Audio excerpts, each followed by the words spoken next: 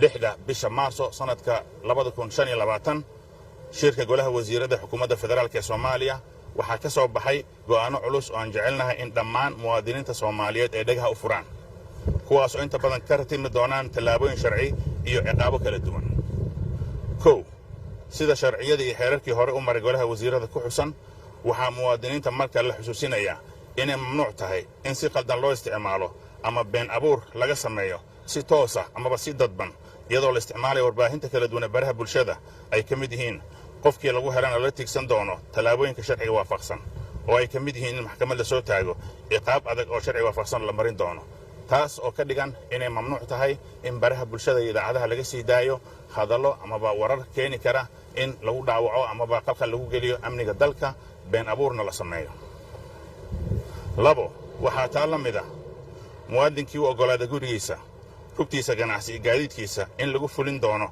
oo lagu fuliyo faldambiyeed amniga wax u dhimaya waxay ka dhigan tahay adigoo si buuxda uga qayb qaatay falal argagixisannimo oo wax u dhimaya nabadgelyada qaranka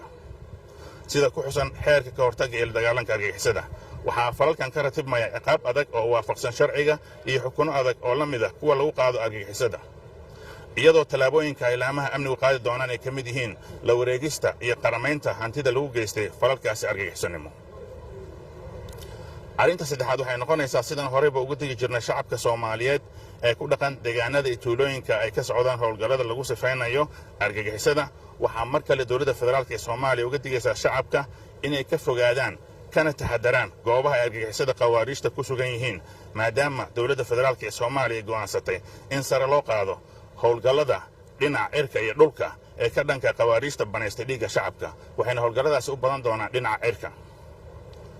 ugu dambayn amniga garoonka waxaa la go'aamiyey inaan wax hub ah iyo gaadiid dagaal la geli karin hayndaabka garoonka diyaaradaha aadan cadde ee magaalada Muqdisho. faahfaahin sida qodobkan loo fulinayo waxaa dhawaan soo saari doona laamaha amniga. ugu dambayna shirarka soo socda ayaan ku faahfaahin doonaa awaaqibta iyo meeshaan waxaan ku soo xusnay waad mahadsantihiin.